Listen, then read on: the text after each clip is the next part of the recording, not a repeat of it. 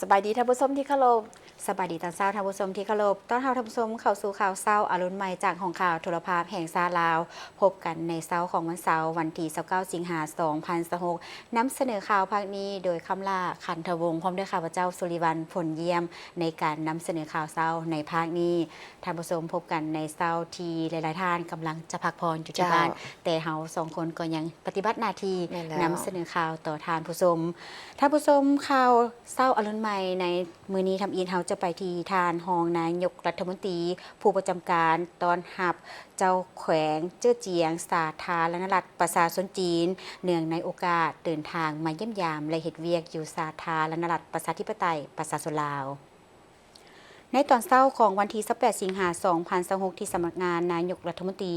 ทานเฉลิมไซกรมศิษย์รองนายกรัฐมนตรีผู้ประจำการได้ให้เกียรติต้อนรับการเข้าเยี่ยมคำนับของทานสูเวินกอวางรองเจ้าแขวงเจ้อเจียงสาธารณรัฐประชาชนจีนพร้อมด้วยคณะท่านเฉลิมไซกรมศิษย์ได้กล่าวแสดงความยินดีต้อนรับอย่างอบอุ่นพร้อมทั้งฝากความยุยามถามข่าวไปยังการนำของแขวงเจ้อเจียงและแสดงความขอบใจต่อการต้อนรับอย่างอบอุ่นให้แก่การเยี่ยมยามแขวงเจ้อเจียงของการนำขั้นสูงสาธารณรัฐประชาธิปไตยประชาชนลาวในต้นเดือนมิถุนายน2026ที่ผ่านมา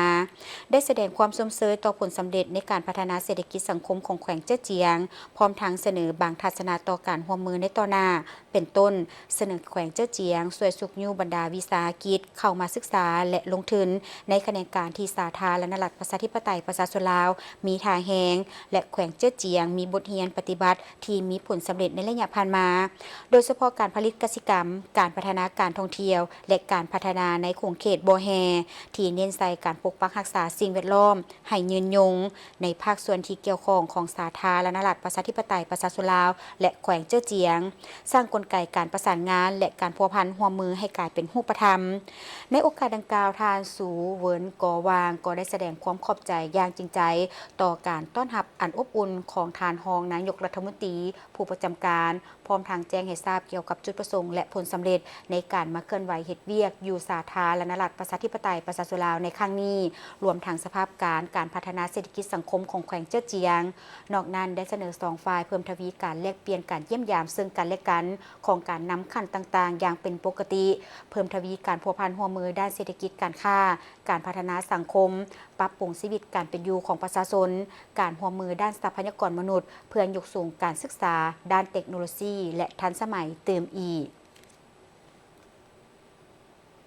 จากนั้นทันเฉลิมไซกรมศิษย์รองนายกรัฐมนตรีผู้ประจำการก็ได้ให้เกียรติต้อนรับการเข้าเยี่ยมคำนับของท่านหลิวหงเจี้ยนเจ้าของนครขุนหมิงสาธารณรัฐประชาชนจีนพร้อมด้วยคณะในโอกาสที่เดินทางมาเคลื่อนไหวเยี่ยมยามและเฮ็ดเวียกอยู่สาธารณรัฐประชาธิปไตยประชาชนลาวในระหว่างวันที่27-28สิงหาคม2026ท่านรองนายกรัฐมนตรีผู้ประจำการได้กล่าวแสดงความยินดีต้อนรับต่อการมาเยี่ยมยามและเฮ็ดเวียกอยู่ลาวของท่านเจ้าของนครขุนหมิงพร้อมคณะในครั้งนี้พร้อมทั้งตีราคาสูงต่อสายพัวพันและการร่วมมือลาวจีนระยะผ่านมาแม่นนับมือแน่นแฟ้นและเกิดดอกออกผลในหลายด้านอย่างต่อเนื่องได้เสนอให้นครหลวงเวียงจันทน์และนครขุนหมิงสืบต่อจะตั้งพันขยายเนื่องในจิตใจบทบันทึกการร่วมมือของสองนครที่ได้ลงนามร่วมกันโดยเฉพาะการแลกเปลี่ยนคณะผู้แทนขั้นสูงไปมาหาสู่และการแลกเปลี่ยนข้อมูลข่าวสารในแขนงการต่างๆของสองฝ่ายนอกนั้นให้สืบต่อเพิ่มทวีการร่วมมือด้านการค้าการลงทุนการท่องเที่ยวการศึกษาและแขนงการอื่นๆที่สองฝ่ายมีท่าแหงร่วมกันในโอกาสนี้ท่านเจ้าของนครขุนหมิงได้แสดงความขอบใจต่อการต้อนรับอย่างอบอุ่นของท่านรองนายกรัฐมนตรีผู้ประจำการและภาคส่วนเกี่ยวข้องของลาวพร้อมทางแจ้งให้ทราบเกี่ยวกับจุดประสงค์ของการมาเคลื่อนไหวเยี่ยมยามสาธารณรัฐประชาธิปไตยประชาชนลาวในครั้งนี้กองประชุมคณะกรรมการชี้นำระดับชาติเพื่อการเกี่ยมความพร้อมรอบด้านในการเป็นเจ้าภาพกองประชุมทบทวนสนธิสัญญาว่าด้วยการเกิดหามระเบิดลูกวานหอบเวียนที่3 RC CCM ในวันที่27สิงหาคม2026ที่ผ่านมาที่นครหลวงเวียงจันทร์คณะสีนำระดับชาติเพื่อกะเกี่ยมเป็นเจ้าภาพจัดกองประชุมทบทวนสนธิสัญญาว่าด้วยการเกิดห้ามระเบิดลูกวานรอบเวียนที่ 3 RC CCM โดยภายใต้การเป็นประธานของทานท้องสวรรค์พรหมวิหารรองนายกรัฐมนตรีกระทรวงการต่างประเทศมีบรรดาสมาชิกคณะสีนำระดับชาติและอนุกรรมการต่างๆหลายกว่า150ทานกองประชุมแม่นเพื่อสืบต่อติดตามกฎการและตีราคาคืนความพร้อมขั้นสุดท้ายของทั้ง12อนุกรรมการเพื่อรับประกันในการเป็นเจ้าภาพกองประชุมสากลดังกล่าวในระหว่างวันที่13-18 กันยายน2026ดำเนินไปด้วยผลสำเร็จอันจบงามท่านนางมุกดาวันศรีสุริตหัวหน้ากรมองค์การจัดตั้งสากลหัวหน้ากองเลขาได้รายงานเกี่ยวกับความคืบหน้าและความพร้อมของทุกภาคส่วนในการเป็นเจ้าภาพกองประชุมซึ่งเป็นการหันเปลี่ยนบทบาทของสาธารณรัฐประชาธิปไตยประชาชนลาวจากการเป็นประเทศที่ได้รับเคราะห์ให้ไปสู่การเป็นผู้นำทางด้านการทูตเพื่อมนุษยธรรมสากลในท่ามกลางสภาพการโลกที่มีความผันแปรและท่าเอียงการลดลงของความสนใจต่อเวียกงานลดพรอาวุธในบางภาคพื้นสาธารณรัฐประชาธิปไตยประชาชนลาวได้สืบต่อความมุ่งหวังในฐานะเป็นประเทศหักหอมสันติภาพเพื่อสืบต่อสุขยุเวียกงานลดพรอาวุธและเวียกงานมนุษยธรรมสากลปัจจุบันมีคณะผู้แทนลงทะเบียนผ่านออนไลน์แล้วหลายกว่า500 คนการเข้าร่วมอย่างกว้างขวางของคณะผู้แทนสากลได้สะท้อนให้เห็นถึงความเข้มแข็งและความชอบธรรมของสนธิสัญญา CMM มาฮอดปัจจุบันได้มีความเกี่ยมพร้อมรอบด้านทั้งในด้านภาราธิการพื้นฐานโครงสร้างระบบขนส่งภาคสนามและการบริการพื้นฐานที่มีความจำเป็นอื่นๆ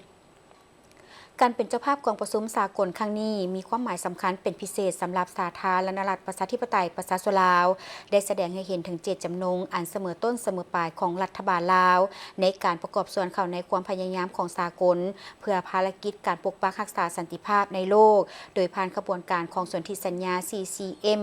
ไปเคียงคู่กับการแก้ไขปัญหาระเบิดบ่ทันแตกที่ยังตกค้างอยู่ภายในประเทศซึ่งจะประกอบส่วนผลประโยชน์โดยกงต่อประชาชนลาวโดยเฉพาะการบรรลุเป้าหมายการพัฒนาแบบยืนยงแห่งชาติที่ 18 ว่าด้วยชีวิตปลอดภัยจากระเบิดบ่ทันแตก SDG 18ท่านรองนายกรัฐมนตรีกระทรวงการต่างประเทศประธานกองประชุมได้ให้ทิศชี้นำโดยเน้นหนักให้ทุกภาคส่วนรวมทั้ง12อนุกรรมการเพิ่มทวีความรับผิดชอบและประสานงานกันอย่างกลมเกลียวที่สุดเพื่อให้มีความพร้อมห้อยส่วนห้อยในทุกด้านผลสำเร็จของกองประชุมครั้งนี้จะประกอบส่วนสำคัญในการยกสูงบทบาทของสาธารณรัฐประชาธิปไตยประชาชนลาวในเวทีสากลหมากผลด้านเนื้อในของกองประชุมครั้งนี้จะมีการรับรองเอกสารสำคัญ3ฉบับคือเอกสารทบทวนการปฏิบัติสนธิสัญญาแผนปฏิบัติงานนครหลวงเวียงจันทร์ 2027-2032 VCAP ซึ่งเป็นเข็มทิศยุทธศาสตร์ระดับโลกใน 5 ปีต่อหน้าและแถลงการเมืองโดยอิงใส่เป้าหมายรวมของสนธิสัญญา CCMท่านผู้ชมที่เคารพมาฮอดปัจจุบันสาธารณรัฐประชาธิปไตยประชาชนลาวมีความพร้อมในการจัดกองประชุมทบทวนสนธิสัญญาว่าด้วยการเกิดห้ามระเบิดลูกวานรอบเวียนที่ 3กองประชุมครั้งนี้มีความหมายความสำคัญยิ่งรัฐบาลลาวแสดงให้เห็นถึงเจตจำนงอันเสมอต้นเสมอปลายในการประกอบส่วนเข้าในความพยายามของสากลเพื่อภารกิจปกปักรักษาสันติภาพโลกสปปลาวเป็นประเทศท่านท้องสวรรค์พรหมวิหารรองนายกรัฐมนตรีกระทรวงการต่างประเทศคณะกรรมการคุ้มครองแห่งชาติเพื่อแก้ไขปัญหาระเบิดบ่ทันแตกที่ตกค้างอยู่สาธารณรัฐประชาธิปไตยประชาชนลาวได้ให้สัมภาษณ์ต่อสื่อมวลชนเกี่ยวกับการเป็นเจ้าภาพจัดกองประชุมทบทวนสนธิสัญญาว่าด้วยการเกิดห้ามระเบิดลูกวานรอบเวียนที่ 3มาฮอดปัจจุบันการกะเกี่ยมความพร้อมแม้นมีความคืบหน้าดีในหลายด้านเช่นด้านภาราธิการด้านเนื้อในและการเจรจาเอกสารสำคัญเป็นต้นแมนแผนปฏิบัติงานนครหลวงเวียงจันทร์ 2027-2032 VCAP และหางแถลงการการเมืองที่จะมีการรับรองเอาในระยะกองประชุมผ่านมาห้องว่าการสำนักงานนายกรัฐมนตรีก็ได้ออกข้อตกลง ว่าด้วยการแต่งตั้งคณะกรรมการชี้นำระดับชาติและคณะรับผิดชอบอนุกรรมการต่างๆ เพื่อกาเกียมในการเป็นประธานก็คือความพร้อมในการเป็นเจ้าภาพจัดกองประชุมทบทวนสนธิสัญญาว่าด้วยการเกิดห้ามระเบิดลูกวานรอบเวียนที่ 3 ประกอบด้วยหลายอนุกรรมการที่เกี่ยวข้องทั้งอยู่ศูนย์กลางและท้องถิ่นและการประสานสมทบกับองค์การจัดตั้งสากลได้พร้อมเพรียงกันและประสานสมทบกันรอบด้านในการกาเกียมต้อนรับแขกสากลหลายกว่า500 คน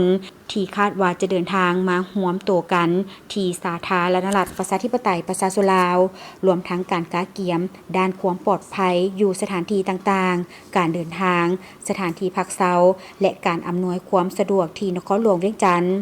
ซึ่งจะเป็นบอนจัดกองประชุมหลักและความพร้อมอยู่ภาคสนามที่นครหลวงพะบางมาฮอดปัจจุบันเห็นว่าพวกเขามีความพร้อมสมควรในการต้อนรับและการเป็นเจ้าภาพจัดกองประชุมสากลที่สำคัญนี้สปปลาวเป็นประเทศหนึ่งที่ว่าได้รับผลกระทบหนักจากระเบิดลูกวานหรือว่าระเบิดบ่ทันแตกตั้งแต่สมัยสงครามและเป็นประเทศหนึ่งที่ได้รับการทิ่มระเบิดอย่างหนักหน่วงจากสงครามเมื่อเทียบใส่ประชากรอันนี้ก็เป็นจุดหนึ่งจากนั้นกองประชุมดังกล่าวนี่ก็มีความหมายและก็แสดงถึงว่าประชาชนลาวนี่รักความสันติภาพและพวกเราก็พยายามเฮ็ดได้ให้โลกเข้าใจว่าระเบิดลูกวานนี่มันมีความอันตรายเพราะว่าซุมื้อนี้ประชาชนเฮายังได้รับข้อหายอยู่แผ่นดินจำนวนบ่น้อยที่ว่ายังถือกระทบและบ่สามารถจะเข้าถึงได้ก็ย้อนระเบิดยังตกค้างอยู่เนาะปริมาณก็หลายระเบิดนี่ซั่นอันนี้ก็เห็นว่าการจัดกองประชุมเทื่อนี้ก็เป็นมีความหมายสำคัญหลายที่เฮ็ดให้ฮู้ว่าพวกเฮานี่เพื่อสันติภาพเพื่อความบ่พ่ายแพ้อาวุธบทบาทอีกเทื่อนึงของสปปลาวเพื่อเฮ็ดให้ชาวโลกรับรู้และผู้มีส่วนร่วมเข้าในการปฏิบัติสนธิสัญญาว่าเรื่องการระเบิดลูกวานนี้ให้ประสบผลสำเร็จสำหรับสาธารณรัฐประชาธิปไตยประชาชนลาวการจัดกองประชุมครั้งนี้มีความหมายสำคัญยิ่ง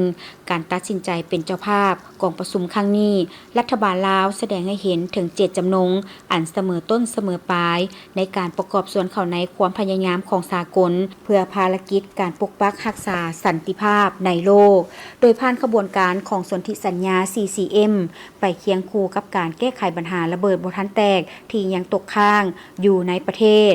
ซึ่งจะประกอบส่วนผลประโยชน์โดยกงต่อประชาชนลาวโดยเฉพาะการบรรลุเป้าหมายการพัฒนาแบบยืนยงแห่งชาติที่ 18 ว่าด้วยชีวิตปลอดภัยจากระเบิดบ่ทันแตก SDG 18 การเป็นเจ้าภาพจัดกองประชุมสากลนี้เป็นโอกาสสำคัญสำหรับสาธารณรัฐประชาธิปไตยประชาชนลาวในการหันความสนใจและคำมั่นสัญญาของสากลให้กลายเป็นผลประโยชน์ที่เป็นรูปธรรมแก่ประชาชนและชุมชนท้องถิ่นที่ได้รับผลกระทบจากระเบิดบ่ทันแตกถึงแม้ว่ากองประชุมดังกล่าวบ่แม่นการปฏิบัติงานเก็บกู้ระเบิดโดยกงแต่มันได้สร้างเวทีระดับสูงเพื่อแสดงให้เห็นถึงผลกระทบจากระเบิดบ่ทันแตกที่ยังสืบต่อเป็นภัยคมคูสร้างผลกระทบด้านมนุษยธรรมและเป็นอุปสรรคต่อการพัฒนาเศรษฐกิจสังคมของประเทศการจัดกองประชุมครั้งนี้ยังเป็นโอกาสอันดีในการระดมทุนฮอนและเทคนิควิชาการเสริมสร้างการร่วมมือและการส่งเสริมการกำหนดบุริมสิทธิ์ในการเก็บกู้ให้มีประสิทธิผลยิ่งขึ้นในเขตที่ชุมชนต้องการที่ดินปลอดภัยเพื่อการกสิกรรมการสร้างรายได้เลี้ยงชีพและการพัฒนาเคียงคู่กับเวียกงานการช่วยเหลือผู้เคราะห์ร้ายสปปลาวเป็นประเทศเดียวในโลกที่มีเป้าหมายการพัฒนาของสหประชาชาติที่มี18เป้าหมายประเทศอื่นมีแต่17เนาะเป้าหมายที่18เป็นเป้าหมายเพื่อแก้ไขระเบิดบ่ทันแตกระเบิดตกค้างหรือว่า UXO มีความหมายหนึ่งที่สำคัญสำหรับสปปลาวนั่นแหละคือว่ากองประชุมดังกล่าวนี้ก็แม่นเพื่อสืบต่อญาติแยงการสนับสนุนทางด้านทุนฮอนทางด้านบุคลากรทางด้านเทคโนโลยีเพื่อมาแก้ไขปัญหาดังกล่าวนี้คันถ้าเฮาปฏิบัติได้ดีในกองประชุมดังกล่าวนี้ก็ถือว่าเฮาก็จะได้รับเพิ่มทวีเติมการสนับสนุนการช่วยเหลือในการแก้ไขปัญหาระเบิดบ่ทันแตกและพวกเฮาก็สามารถปฏิบัติได้เป้าหมายที่18ของสหประชาชาติที่วางออกคือ SDG ที่18นี้ความจริงอันนี้บ่แม่นแต่ เพื่อเป้าหมายในการปฏิบัติเท่านั้นมันเป็นการแก้ไขตัวจริงเท่าเสมอนี่ปลาส้นยังได้รับข้อหายจากระเบิดบ่ทันแตกยังบ่ลดละบางเทื่ออาจจะบ่ทันเห็นอยู่ในสื่อต่างๆแต่ว่าประชาชนที่ผู้ทำมาหากินธรรมดาอยู่เขตต่างๆนี่ก็ยังเอิ้นว่าประสบข้อหายพอเฮาก็ได้ซอกพื้นที่เพื่อจะเกี่ยมให้ผู้แทนได้ไปเบิ่งบ่อนระเบิดที่บ่ทันแตกทุกข้างที่พวกเฮาจะทำลายพื้นที่นั้นก็บ่ได้ไกลก็เพียงเท่าใดกิโลเมตรนึงจากตัวเมืองจังซั่นแล้วก็เป็นพื้นที่ที่ประชาชนนั้นทำมาหากินอยู่เห็นบ่จังซั่นอันนั้นมันความเสี่ยงมันอยู่ทุกตารางเมตรอยู่ในแข้งข้างประชาชนอันนี้ก็เป็นระเบิดที่ทุกข้างมาแล้วจังซั่นอันนี้ครับเจ้าคิดว่าผลสำเร็จดังกล่าวนี้จะเป็นการเฮ็ดให้ชาวโลกทำฮู้ตื่มว่าพวกเฮามีเป้าหมายหนึ่งที่สำคัญที่ในการพัฒนาแบบของเฮานี่ก็แม่นการแก้ไขปลดเอิ้นว่าปลอดภัยจากระเบิดที่บ่ทันแตกเหมือนตกค้างสมัยสงคราม ในนามทีสาธารณรัฐประชาธิปไตยประชาชนลาวเกี่ยมเป็นเจ้าภาพจัดกองประชุมทบทวนสนธิสัญญาว่าด้วยการเกิดห้ามระเบิดลูกวานรอบเวียนที่3เสริญสวนและสุขยู่ให้ประชาชนลาวทุกคนมีความภาคภูมิใจในโอกาสอันสำคัญนี้และร่วมกันเฮ็ดหน้าที่เป็นเจ้าภาพที่ดีด้วยความอบอุ่นและไมตรีจิตมิตรภาพการเป็นเจ้าภาพกองประชุมสากลครั้งนี้บ่เพียงแต่เป็นกองประชุมทางการทูตระดับสากลเท่านั้นแต่ยังเป็นโอกาสที่สาธารณรัฐประชาธิปไตยประชาชนลาวจะได้แบ่งปันประสบการณ์และความมุ่งมั่นอันแห่งกล้าของพวกเขาในการแก้ไขปัญหาระเบิดบ่ทันแตกให้แก่วงคณะญาติสากลได้รับรู้และเฮ็ดให้กองประชุมทบทวนสนธิสัญญาว่าด้วยการเกิดห้ามระเบิดลูกวานรอบเวียนที่3ประสบผลสำเร็จกองประชุมทบทวนสนธิสัญญาว่าด้วยการเกิดห้ามระเบิดลูกวานรอบเวียนที่3จะจัดขึ้นระหว่างวันที่13-18 กันยายน 2026 ที่นครหลวงเวียงจันทน์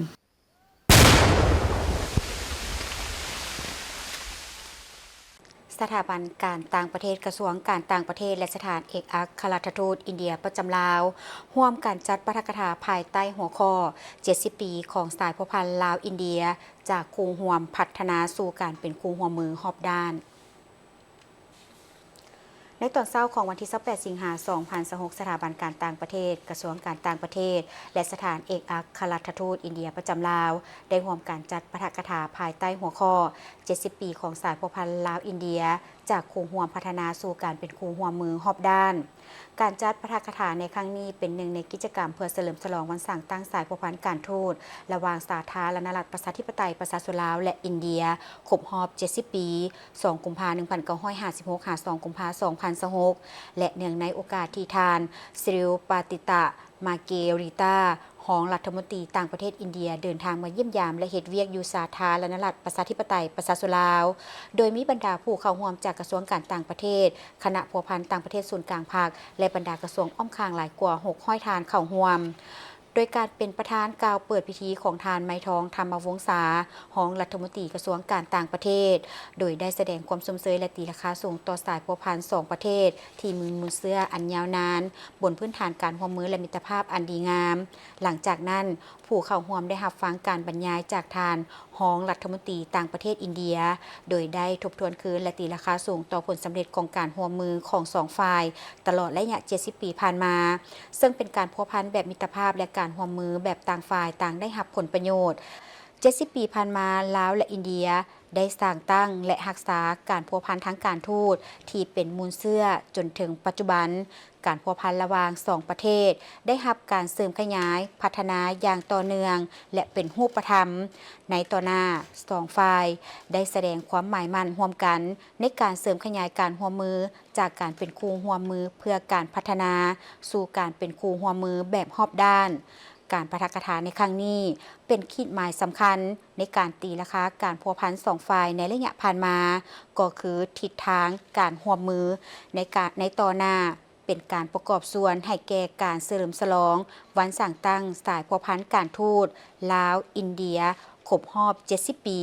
และเป็นข้อมูลข่าวสารที่เป็นประโยชน์ให้แก่ผู้เข้าร่วมรับฟังได้เป็นอย่างดี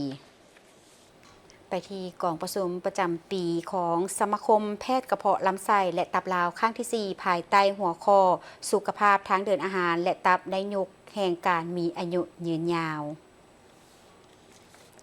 ในวันที่ 18 สิงหาคม 2026 ที่นครหลวงเวียงจันทร์ได้เปิดกองประชุมวิชาการประจำปีสมาคมแพทย์กระเพาะลำไส้และตับลาวข้างที่ 4 ภายใต้การเป็นประธานของดร.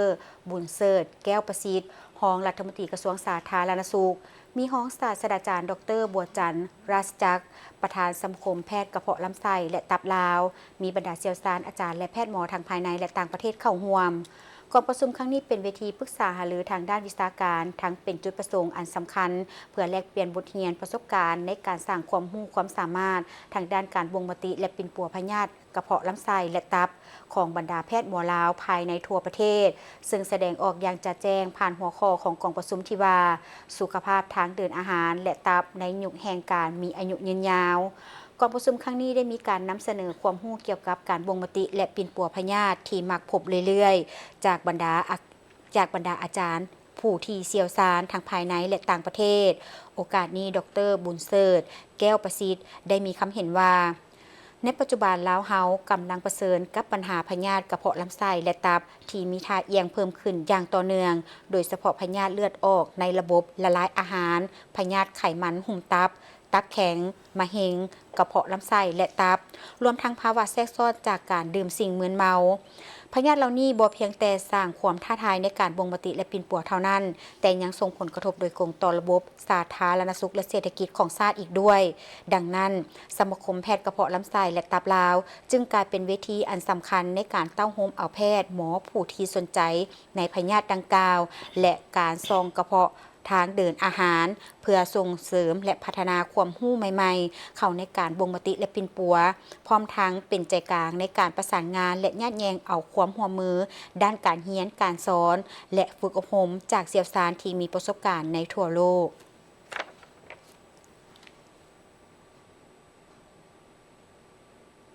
ในวันที่ 26 สิงหาคม 2026 ที่ผ่านมาคณะศึกษาศาสตร์มหาวิทยาลัยแห่งชาติได้เปิดศูนย์การเรียนรู้ตลอดชีวิตคณะศึกษาศาสตร์มหาวิทยาลัยแห่งชาติโดยมีผู้แทนจากกระทรวงศึกษาธิการและกีฬาห้องการประจำภาคพื้นเพื่อการศึกษาผู้ใหญ่ของเยอรมันและภาคส่วนที่เกี่ยวข้องเข้าร่วมคณะศึกษาศาสตร์มหาวิทยาลัยแห่งชาติได้เปิดศูนย์การเรียนรู้ตลอดชีวิตเข้าร่วมในพิธีมีรองศาสตราจารย์ปริญญาเอกหลาวันวงคำสารหัวหน้าโครงการกระทรวงศึกษาธิการและกีฬาท่านอูเวอร์กาเชนสแลกเกอร์พร้อมในการใหญ่ห้องการประจำภาคพื้นเพื่อการศึกษาผู้ใหญ่ของเยอรมันและศาสตราจารย์ปริญญาเอกผู้เพชรเกี่ยวพิลาวงศ์ห้องพร้อมในการใหญ่มหาวิทยาลัยแห่งชาติการเปิดศูนย์ครั้งนี้เป็นผลจากการร่วมมือระหว่างคณะศึกษาศาสตร์มหาวิทยาลัยแห่งชาติกับห้องการนานาชาติเพื่อการศึกษาผู้ใหญ่ของเยอรมันหรือ DVVI ซึ่งได้ร่วมกันส่งเสริมกิจกรรมการเรียนรู้ตลอดชีวิตมาตั้งแต่ปี 2016 ห้องการนานาชาติเพื่อการศึกษาผู้ใหญ่ของเยอรมันหรือ DVVIแม่นสมาคมเพื่อการศึกษาผู้ใหญ่ของประเทศเยอรมันและเป็นองค์การสากลที่มีชื่อเสียงด้านการส่งเสริมการศึกษาผู้ใหญ่และการเรียนรู้ตลอดชีวิตองค์การดังกล่าวมีประวัติการดำเนินเวียกงานมาแล้ว103 ปีอยู่ประเทศเยอรมันมีประสบการณ์ด้านการส่งเสริมการศึกษาผู้ใหญ่และการเรียนรู้ตลอดชีวิตหลายกว่า50 ปีพร้อมทั้งมีครูร่วมงานหลายกว่า200ภาคส่วนอยู่หลายกว่า30ประเทศทั่วโลกในพิธีในครั้งนี้ได้มีการประกาศแต่งตั้งคณะผู้บริหารงานศูนย์การเรียนรู้ตลอดชีวิตคณะศึกษาศาสตร์มหาวิทยาลัยแห่งชาติประกาศเปิดศูนย์อย่างเป็นทางการพร้อมทางผ่านข้อตกลงของพร้อมในการใหญ่มหาวิทยาลัยแห่งชาติเกี่ยวกับการอนุมัติเปิดศูนย์และการแต่งตั้งห้องพร้อมในการศูนย์นอกจากนั้นยังมีการสนทนาวิชาการในหัวข้อการเรียนรู้ตลอดชีวิตเพื่ออนาคตโอกาสสิ่งท้าทายและบทบาทของมหาวิทยาลัยเพื่อแลกเปลี่ยนทัศนะและประสบการณ์เกี่ยวกับทิศทางการเรียนรู้ตลอดชีวิตกองบัญชาการทหารเมืองสัมพันธ์แขวงพงศลีจัดตั้งหัดแอบหญิงลูกปืนแท้ประจำไตรมาส 2 ปี 2026 โดยการเข้าร่วมของทานทองตือเกียร์สบงกรรมการพรรคแขวงเลขาพรรคเมืองประธานป้องกันชาติป้องกันความสงบ และพนักงานนักรบเข้าร่วมท่านพันโทท้องสวรรค์ปวงวิสัยหัวหน้าการทหารกองบัญชาการทหารเมืองสัมพันธ์ได้รายงานให้รู้ว่าการจัดตั้งหัดแอบยิงลูกปืนแท้ในครั้งนี้แม้นการปรับปรุงก่อสร้างกำลังประกอบอาวุธอยู่คันกลมกองให้เข้มแข็งทั้งเป็นการยกสูงความรู้ความสามารถความสำนิสำนาญให้พนักงานนักรบในการนำใส่อาวุธของเรารบวิสาเฉพาะและรับประกันสามารถดับสูญเป้าหมายได้ตามระดับคาดหมายและพร้อมทางห้วนคืนด้านศิลปะยุทธวิธีของทหารราบอย่างถูกต้องและเป็นการประสานสมทบระหว่างภาคทฤษฎีหลักการกับการเคลื่อนไหวปฏิบัติหน้าที่สู้รบตัวจริงอยู่สนามให้มีไหวพริบคล่องแคล่วผู้นำใส่อาวุธสมทบกับบรรดารูปการต่อสู้อย่างสำนิสำนาญแก้ไขสภาพการที่เกิดขึ้นให้ทันกับเวลานอกนั้นยังได้รับฟังการสรุปผลการได้รับแต่ละภาคที่ได้เรียนตัวจริงมีดังนี้ภาคการเมืองเก่ง24สหายกลาง33สหายคาดหมาย15สหายเฉลี่ย 99.9 ส่วนห้อยภาคระเบียบเก่ง25สหายกลาง40สหายคาดหมาย35สหายเฉลี่ย 90.8 ส่วนห้อยภาคพลาธิการเทคนิคเก่ง29สหายกลาง45สหายคาดหมาย20สหายเฉลี่ย 90.9 ส่วนห้อยผ่านการตีราคาของคณะพักคณะบรรษาและครูอาจารย์ตีราคามากผลการห้ำเฮียนในสุดนี้ผู้ที่เฮียนดีเฮียนเก่งแต่ละวิชาประเภทที่1มี30สหายประเภทที่2มี35สหายในต้นไทยทานท่องตือเกียสบงกรรมการพรรคแพงเลขาพรรคเมืองก็ได้ให้เกียรติอบรมซึ่งก่อนอื่นทานได้แสดงความย่องยอสมเสยต่อคณะรับผิดชอบครูอาจารย์คณะบรรษาและนักรบที่ได้ตั้งหน้าประกอบส่วนสีนำสิทธิสอนด้วยความรับผิดชอบสูงเฮ็ดให้การหัดแอบสำเร็จไปโดยดีและปลอดภัยหอยสุนห้อยจากนั้นท่านได้เน้นนักให้คณะพรรคคณะบรรษาสืบต่อเป็นเจ้าการในการเฮ็ดเวียกการเมืองแนวคิดให้แก่พนักงานนักรบแต่ละสหายให้ฮู้ถึงหน้าที่ความรับผิดชอบของตนเองเรียกร้องให้พนักงานนักรบที่เข้าร่วมในครั้งนี้จงพร้อมกันนำเอาบทเรียนประสบการณ์ทั้งหมดที่ได้ฝึกนี้ไปจัดตั้งปฏิบัติอยู่ในหน้าเวียกวิสาเฉพาะของตนเองอย่างต่างหน้าและสืบต่อเพิ่มทวีความสมัครคีระหว่างนักรบและครูอาจารย์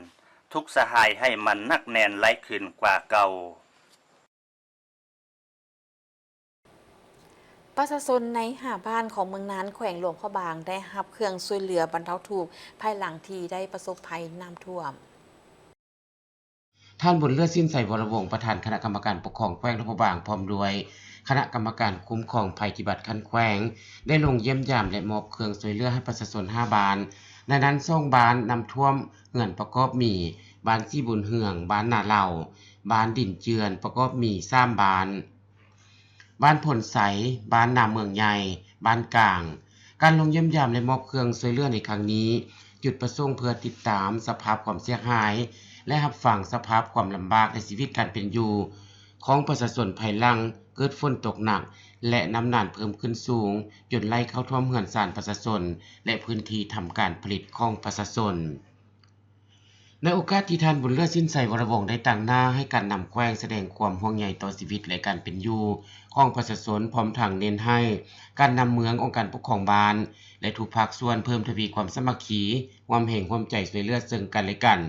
เพื่อร่วมกันผ่านพ้นวิกฤตการณ์ในครั้งนี้ไปด้วยดีพร้อมกันนี้ยังเน้นให้เร่งฟื้นฟูชีวิตการเป็นอยู่และพื้นที่ทำการผลิตให้ประชาชนกลับคืนสู่สภาพปกติโดยไวควบคู่กับการเอาใจใส่ด้านสุขอนามัยน้ำสะอาดและการป้องกันพยาธิระบาดที่อาจเกิดขึ้นภายหลังน้ำท่วมและรับฟังการรายงานจากเหตุการณ์จากการสร้างรวมข้อมูลในเบื้องต้นในเวลาประมาณ 20:00 นของวันที่ 19 สิงหาคม 2026ได้เกิดมีฝนตกหนักเฮ็ดให้น้ำน่านเพิ่มขึ้นสูงอย่างไววาและไหลเข้าท่วมเรือนซ่านของประชาชนข้อมูลเบื้องต้นระบุว่าครอบครัวที่ถูกผลกระทบรวม122ครอบครัวมีประชากร574คนเป็นหญิง244คนในนั้นบ้านนาเหลามี68ครอบครัวประชากร272คนเป็นหญิง115คนและมี5ครอบครัว20คนได้รับผลกระทบเสียหายเป็นหญิง10คน ส่วนบ้านสิบุญเฮืองมี46ครอบครัวประชากร243คนเป็นหญิง110คนและมี30ครอบครัว155คนได้รับผลเสียหายเป็นหญิง72คนสำหรับด้านกสิกรรมเนื้อที่น่าเสียหาย 14.52 เฮกตาร์และเนื้อที่ส่วนมันตนเสียหาย 1.2 เฮกตาร์ส่วนเนื้อที่นาที่ถูกผลกระทบรวมทั้งหมดยังอยู่ในขั้นตอนของการสำรวจและสร้างรวมข้อมูลการช่วยเหลือครั้งนี้นอกจากจะเป็นการบรรเทาความลำบากให้แก่ประชาชนในยามประสบภัยแล้วยังสะท้อนถึงการเอาใจใส่ของการนำแขวงและความร่วมแรงร่วมใจของทุกภาคส่วนในการรับมือช่วยเหลือและฟื้นฟูผู้ที่ประสบภัยให้ประชาชนสามารถกลับคืนสู่ชีวิตการเป็นอยู่ปกติโดยไวในโอกาสดังกล่าวกรมชลประทานร่วมกับแผนกกสิกรรมและสิ่งแวดล้อมแขวงลำปางก็ได้นำเอาน้ำดื่ม50 แก๊สมีเครื่องสำเร็จรูป30 แก๊สมอบให้คณะรับผิดชอบภัยพิบัติขั้นเมืองน่านเติมอีกปัจจุบันยังมีความต้องการความช่วยเหลือหีบด่วนโดยเฉพาะข้าวสารอาหารแห้งน้ำดื่มเครื่องครัวเรือนเครื่องนอนรวมทั้งสังกะสีและเหล็กตะปูเพื่อช่วยซ่อมแปลงเรือนที่ถูกดินสไลด์ถมในบ้านนาเมืองใหญ่บ้านพลใส่และบ้านกลางภาคส่วนที่เกี่ยวข้องของเมืองน่านยังสืบต่อติดตามสำรวจและเก็บข้อมูลผลเสียหายอย่างละเอียดพร้อมทั้งสืบต่อให้ความช่วยเหลือครอบครัวที่ประสบภัยและเร่งฟื้นฟูพื้นที่ทำการผลิตให้กลับคืนสู่สภาพปกติได้มีพิธีมอบเครื่องช่วยเหลือพ่อแม่ประชาชนที่ถือผลกระทบจากภัยน้ำท่วมภายใต้หัวข้อสาวหนุ่มตะลุมบอนห่วมใจช่วยเหลือผู้ประสบภัยน้ำท่วมโดยการกล่าวมอบของทานทองลีศรีสุริตเลขาคณะบริหารงานศูนย์กลางสาวหนุ่มประชาชนปฏิวัติลาวหับโดยท่านคำแวนปัญญานุวงศ์ประธานคณะกรรมการปกครองแขวงบุรีคำไซมีท่านสวนธนูธรรมวงศ์เลขาคณะบริหารงานภาคแขวงประธานสภาประชาชนแขวงบุรีคำไซมีคณะประจำสาวหนุ่มแขวงบุรีคำไซและภาคส่วนต่างๆเข้าร่วมเป็นสักขีพยานเครื่องที่นำมามอบในครั้งนี้ประกอบมีสำเร็จรูปยาถูแคลและเครื่องใช้ที่จำเป็นในชีวิตประจำวันมูลค่ารวมทั้งหมด60 ล้านกีบในโอกาสดังกล่าวศูนย์กลางสาวหนุ่มประชาชนปฏิวัติลาวได้แสดงความเห็นอกเห็นใจและความเป็นห่วงเป็นใยอย่างลึกซึ้งต่อประชาชนที่ได้รับผลกระทบจากภัยพิบัติทางธรรมชาติอยู่แขวงบุรีคำไซต่างหน้าองค์การปกครองแขวงบุรีคำไซได้แสดงความขอบใจอย่างจริงใจต่อกับคณะบริหารงานศูนย์กลางสาวหนุ่มประชาชนปฏิบัติลาวที่ได้ให้ความสำคัญยื่นมือเข้าช่วยเหลือและแบ่งเบาความทุกข์โศกของประชาชนในครั้งนี้ทางใดยืนยันว่าจะนำเอาเครื่องช่วยเหลือไปแจกจ่ายให้ถึงมือของผู้ประสบภัยอย่างทั่วถึงและโปร่งใสพิธีดังกล่าวได้จัดขึ้นในวันที่26 สิงหาคม 2026อยู่ห้องว่าการแขวงบุรีคำไซเลขาพักแขวงขมวนได้ลงเคลื่อนไหวเยี่ยมยามและมอบเครื่องช่วยเหลือบรรเทาทุกข์จากภัยน้ำท่วมอยู่ทางเมืองไซบัวทองและเมืองมหาไซท่านไสสนาโคตรภูทรเลขาพักแขวงประธานสภาประชาชนแขวงขมวนพร้อมด้วยการนำของแขวงได้เคลื่อนไหวมอบเครื่องช่วยเหลือบรรเทาทุกข์ให้ประชาชนผู้ที่ได้รับผลกระทบจากภัยพิบัติทางธรรมชาติอยู่2เมืองคือเมืองไซบัวทองและเมืองมหาไซ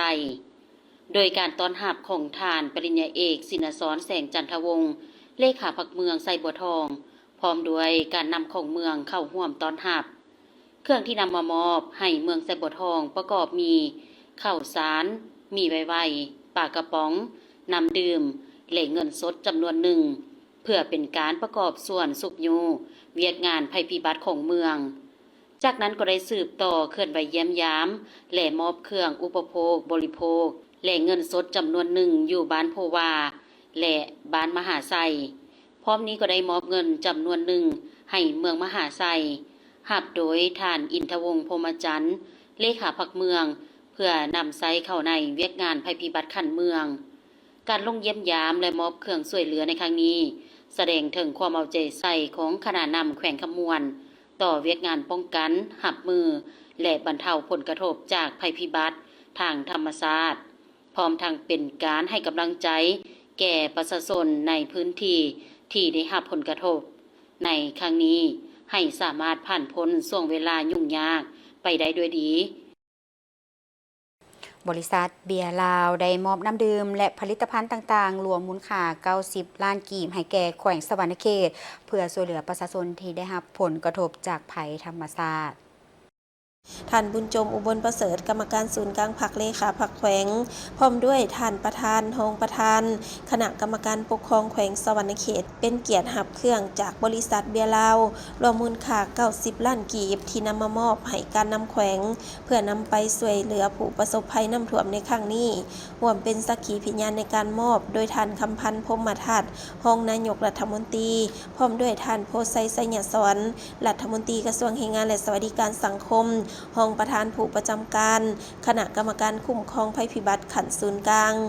โดยตั้งหน้าให้บริษัทเบียร์ลาวมีท่านพุทธศิลป์เพชรภูไทยผู้จัดการฝ่ายขายภาคกลางท่านบารมีจันทวงศ์ผู้จัดการฝ่ายขายภาคกลางคนใหม่และท่านจอมใจศรีสวรรค์ผู้จัดการเขตสวรรณเขตซึ่งได้นำเอาน้ำดื่มหัวเสือขนาด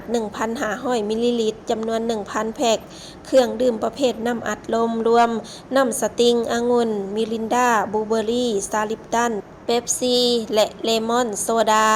รวมจำนวน400แพ็ครวมมูลค่า 90 ล้านกีบมอบให้การนำแขวงสวรรณเขตเพื่อเป็นการประกอบส่วนทุนทอนในการช่วยเหลือฟื้นฟูและต้านภัยน้ำท่วมที่แขวงสวรรณเขตโดยการนำแขวงก็ได้กล่าวแสดงความขอบใจต่อการประกอบส่วนของภาคธุรกิจต่างๆภายในแขวงและทั่วประเทศที่มีน้ำใจอันประเสริฐในการช่วยเหลือประชาชนตามบรรดาเมืองต่างๆที่ได้ประสบความยุ่งยากจากสภาพน้ำท่วมในอาทิตย์ที่ผ่านมา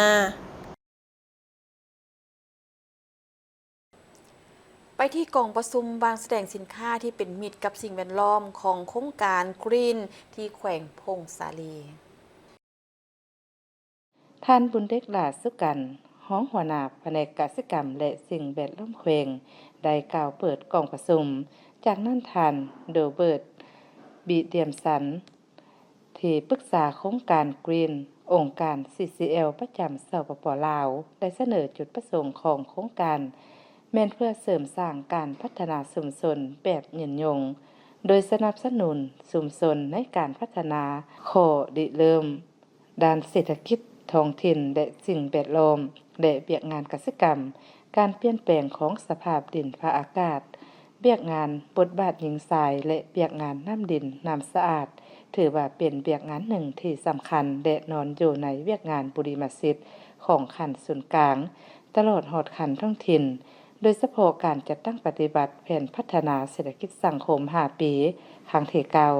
9ต่อใส่ครั้งที่10ที่พวกเฮายังสืบต่อต้องการทุนสนับสนุนจากหลายแหล่งทุนสำหรับโครงการเพิ่มทวีความเข้มแข็งทางด้านเศรษฐกิจและความยืดหยุ่นทางด้านสิ่งแวดล้อมของชุมชนในเขตชนบทแม้นจัดตั้งปฏิบัติอยู่40บ้านของ2เมืองคือเมืองบุญเหนือและเมืองพงสาลีแม้นเป็นโครงการสร้างให้มีความเข้มแข็งทางด้านเศรษฐกิจและเชื่อมโยงเข้ากับระบบต้องโซ่มูลค่าท้องถิ่นที่เข้มแข็งการปกปักรักษาและการคุ้มครองทรัพยากรธรรมชาติเพื่อพัฒนาเศรษฐกิจท้องถิ่นอย่างมีจุดสุมหอบด้านและยืนยงโดยได้ให้การสนับสนุนเปียกงานด้านกสิกรรมและสิ่งแวดล้อมเปียกงานบทบาทหญิงชายและเปียกงานสาธารณสุขตามเป้าหมายแม่นเพื่อในใส่ปรับปรุงความอาจสามารถของพนักงานขันแขวงขันเมืองและขันบ้านพร้อมทั้งปรับปรุงชีวิตการเป็นอยู่ในเขตพื้นที่เป้าหมายของการให้ดีขึ้นเทื่อละก้าวพร้อมนั้นดำเนินกิจกรรมมาเป็นเวลา2ปีโครงการมีแผนจัดงานแสดงที่เป็นมิตรกับสิ่งแวดล้อมเพื่อแบ่งปันผลงานจากกิจกรรมที่ทางโครงการและผู้ได้รับผลประโยชน์มีส่วนร่วมดำเนินสร้างความรับรู้เพิ่มเติมเกี่ยวกับวิธีการกสิกรรมนิเวศการปกปักรักษาสิ่งแวดล้อมและการเปลี่ยนแปลงสภาพอากาศให้แก่นักเรียนและผู้ได้รับผลประโยชน์ของโครงการพร้อมทั้งสร้างเวทีแลกเปลี่ยนในหัวข้อดังกล่าวระหว่างชาวเกษตรกรองค์การปกครองท้องถิ่นและบรรดาบริษัทที่เกี่ยวข้องและการสนทนาโต๊ะมนการดิ้นเกมเพื่อการเรียนรู้ และการแลกเปลี่ยนอยู่ตามบูธต่างๆ ประธานองค์การกวดสอบแห่งรัฐพร้อมด้วยคณะเข้าพบปะเยี่ยมยามประธานคณะกรรมการปกครองแขวงหลวงน้ำทา โอกาสดังกล่าวประธานองค์การกวดสอบแห่งรัฐก็ได้กล่าวจุดประสงค์ของการลงเยี่ยมยามและเฮ็ดเวียกในครั้งนี้ก็เพื่อลงเคลื่อนไหวและเฮ็ดเวียกอยู่เขตเศรษฐกิจบ่เตียนแดนงามรับฟังการรายงานสภาพรวมของเขตและการลงกวดกาเบิงพื้นที่โครงการสมาร์ทซิตี้ของบริษัทอมตะติดตามความคืบหน้าของโครงการที่รัฐประเสริญปัญหาเรื่องดินดอนต่างๆของประชาชนและอัตราการสดเสยที่ยังบ่ทันเหมาะสมจากนั้นประธานองค์การกวดสอบแห่งรัฐและคณะได้เคลื่อนไหวอยู่บ่อทานหินเมืองเวียงภูคาเพื่อติดตามสุกยู่การมอบพันธะให้รัฐให้ถูกต้องตามระเบียบกฎหมายโดยเฉพาะแมนรูปแบบสัญญาและการดำเนินกิจการที่กระทบต่อสิ่งแวดล้อมและเส้นทางคมนาคมการคุ้มครองงบประมาณการเก็บพันธะอากรและการนำใส่งบประมาณแห่งรัฐอยู่บรรดาแผนกการที่เกี่ยวข้องภายในแขวงหลวงน้ำทาเพื่อเพิ่มประสิทธิภาพในการคุ้มครองบริหารของขันท้องถิ่นปรับปรุงเวียกงานการเงินอากรสุกยู่ให้แผนกการต่างประเทศภายในแขวงปฏิบัติตามการแจ้งขอแนะนำขององค์การกวดสอบอย่างเข้มงวดแก้ไขข้อขัดตกบกพร่องในปีผ่านๆมาเพื่อให้การเก็บพันธะเข้างบประมาณได้เต็มเม็ดเต็มหน่วยเพื่อเป็นการปกป้องผลประโยชน์ของรัฐและประชาชนโดยการทวงคืนงบประมาณที่ข้างสำละดำเนินโครงการให้โปร่งใสและให้ท้องถิ่นแก้ไขข้อผิดพลาดตามข้อแนะนำของการกวดสอบอย่างมีผลศักดิ์สิทธิ์โอกาสดังกล่าวทานคำฟองอินมณีประธานคณะกรรมการปกครองแขวงได้ตีราคาสูงและแสดงความขอบใจอย่างจริงใจต่อการนำพาเสียนำเวียกงานกวดกาอยู่ท้องถิ่นอย่างใกล้ชิดท่านได้เน้นให้เห็นว่าการมาเยี่ยมยามและเฮ็ดเวียกในครั้งนี้บ่เพียงเป็นการเพิ่มทวีความหัดแน่นทางด้านการเมืองแนวคิดระหว่างส่วนกลางและท้องถิ่นเท่านั้นแต่ยังเป็นกำลังใจอันใหญ่หลวงให้แก่อำนาจการปกครองพนักงานรัฐกรและประชาชนทั่วแขวงหลวงน้ำทาตื่มอีกกองประชุมเวียกงานจัดตั้งและการปกครองทั่วแขวงสยามบุรีครั้งที่ 8สายเพลงนิรันดร์คำพันเพลงเลขาคณะบริหารงานภาคแขวงประธานสภาประชาชนแขวงสยามบุรีได้กล่าวว่ากองประชุมเวียกงานจัดตั้งและการปกครองทั่วแขวงสยามบุรีครั้งนี้จะได้พร้อมกันสรุปตีราคาเขื่อนการจัดตั้งปฏิบัติบรรดาขาดไม้กองประชุมเวียกงานจัดตั้งครั้งที่ 7ให้เลิกเซิงถือกับความเป็นจริงและมีความเป็นเอกภาพสูงต่อกับผลงานที่ยัดมาได้เพื่อสืบต่อเสริมขยายและปรับปรุงแก้ไขจุดอ่อนข้อคงคางให้มีการหั่นเปลี่ยนเป็นรูปธรรมพร้อมทั้งซอกให้เห็นสาเหตุด้านดีด้านอ่อนและบทเรียนที่ทอดทอนใดจากนั้นผู้เข้าร่วมยังได้เสื่อมซึมบรรดาเอกสารสำคัญเซ็นห่างรายงานบทสรุปเวียกงานจัดตั้งและการปกครองระยะ 5 ปี 2021-2026 และทิศทางแผนการ 5 ปี 2026 5 ปี 2030 รายงานเกี่ยวกับสภาพการสร้างตั้งตาแซงในทั่วแขวงบทรายงานตีราคาการกะเกียมและดำเนินกองประชุมใหญ่3คันข้องผัก 5 ปีในปี 2021 5 ปี 2025 และทิศทางแผนการ 5 ปีในปี 2026 5 ปี 2030 รับฟังการเผยแพร่บรรดามติของกรมการเมืองศูนย์กลางภาคว่าด้วยการสร้างแผนกำหนดพนักงานนำพาคุ้มครองฉบับปรับปรุงบทอบรมของสหเลขาธิการใหญ่ต่อกองประชุมจัดตั้งทั่วประเทศครั้งที่ 12และมติว่าด้วยการเพิ่มทวีเวียกงานแข่งขันย่องยอในระยะใหม่ฉบับปรับปรุงเติมอีกแขวงบ่อแก้วได้จัดตั้งประกาศหาวันประวัติศาสตร์ที่สำคัญของพรรคของชาติโดยการเป็นประธานของท่านคำแยงคอนไสยกิจรองเลขาคณะบริหารงานพรรคแขวง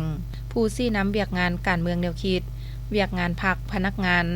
องค์การจัดตั้งมหาชนมีบรรดาคณะประจำพรรคแขวงกรรมการพรรคแขวงคณะประจำสภาคณะพรรคคณะบรรษาปกสปกสสมาชิกพรรคพนักงานรัฐกรแผนกการองค์การอมคางแขวงเข้าร่วม ท่านสมฤทธิ์ศรีภาวันอดีตรองเลขาคณะบริหารงานพรรคแขวงอดีตประธานสภาประชาชนแขวงเป็นเกียรติปาฐกถาวันรัฐธรรมนูญแห่งสาธารณรัฐประชาธิปไตยประชาชนลาวครบรอบ35 ปีเนื้อในสำคัญของพิธีปาฐกถาหวนคืนมูลเสื้อวันประวัติศาสตร์สิงหา2026พิธีปาฐกถาครั้งนี้จัดขึ้นเพื่อโฆษณาอบรมและเผยแผ่ให้พนักงานทหารตำรวจและประชาชนบรรดาเผ่าได้รับรู้และเข้าใจอย่างลึกซึ้งเกี่ยวกับความหมายความสำคัญของ5วันประวัติศาสตร์ของชาติที่เปรียบเหมือนบาทเก่าขยายตัวของการปฏิวัติและภารกิจปกปักรักษาพัฒนาประเทศชาติวันรัฐธรรมนูญแห่งสาธารณรัฐประชาธิปไตยประชาชนลาวครบรอบ35 ปี15 สิงหาคม 1991 55 สิงหาคม 2026เป็นกฎหมายพื้นฐานของประเทศชาติแสดงให้เห็นถึงเจตจำนงและความค้นคิดของประชาชนเป็นเครื่องมือสำคัญในการคุ้มครองรัฐคุ้มครองเศรษฐกิจสังคมตามทิศกฎหมายวันยึดอำนาจทั่วประเทศครบรอบ81 ปี23 สิงหาคม 1945 23 สิงหาคม 2026มูลเสื้ออันอาจหารของประชาชนลาวที่ได้พร้อมกันลุกประท้วงและยึดอำนาจการปกครองจากพวกลัทธิทุนนิยมเปิดศักราชใหม่แห่งอิสรภาพและเอกราชวันสร้างตังแนวแล้วสร้างศาสตร์ครบรอบ76 ปี13 สิงหาคม 1950 53 สิงหาคม 2026สัญลักษณ์แห่งมหาสามัคคีทั่วปวงชนเป็นกำลังแห่งสังรวมในการโฮมเอาบรรดาสั้นคนและเผ่าต่างๆเพื่อต่อสู้กู้ศาสตร์และสร้างสาประเทศศาสตร์วันสร้างตังสื่อมวลชนและการพิมพ์จำหน่ายครบรอบ76 ปี13 สิงหาคม 1950 53 สิงหาคม 2026กระบอกเสียงอันแหลมคมของพรรครัฐและประชาชนเฮ็ดหน้าที่ศึกษาอบรมนำเสนอข้อมูลข่าวสารที่ถูกต้องและตอบโต้ทัศนะที่ผิดพลาดวันสร้างตังศาลประชาชนครบรอบ44 ปี15 สิงหาคม 1982 55 สิงหาคม 2026องค์การตุลาการที่เฮ็ดหน้าที่พิจารณาตัดสินคดีปกป้องความยุติธรรมกฎหมายและสิทธิอันชอบธรรมของประชาชนบรรดาเผ่าทั้งนี้ก็เพื่อนำเอามูลเสื้อวันสำคัญของชาติให้พนักงานหลักแหล่งพนักงานรัฐกรทั่วแขวงได้รับรู้และเข้าใจมูลเสื้อที่สำคัญไปเป็นบทเรียนเข้าในเวียกงานของตน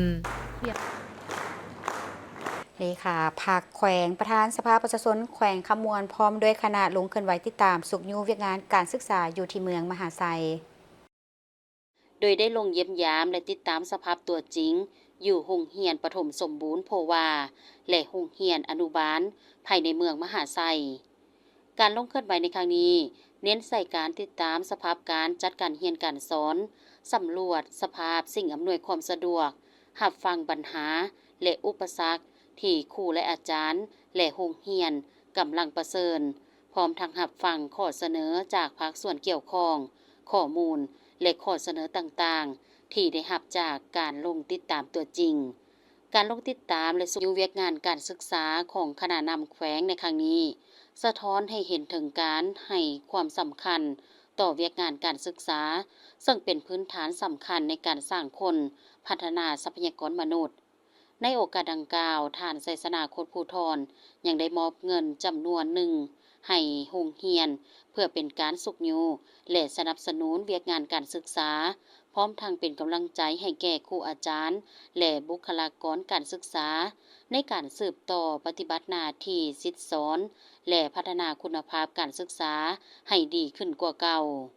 ทางผู้ชมมาฮอนี้ข่าวเช้าอรุณใหม่ของพวกเขาก็หมดเวลาลงแล้วขอบใจทุกท่านที่ให้เกียรติติดตามรับชมแล้วก็มาติดตามการนำเสนอข่าวได้ใหม่ในข่าวภาคต่อไปสำหรับข่าวภาคนี้โฆษกทั้งสองพร้อมด้วยทีมงานข่าวต้องขอลาท่านผู้ชมไปก่อนสบายดี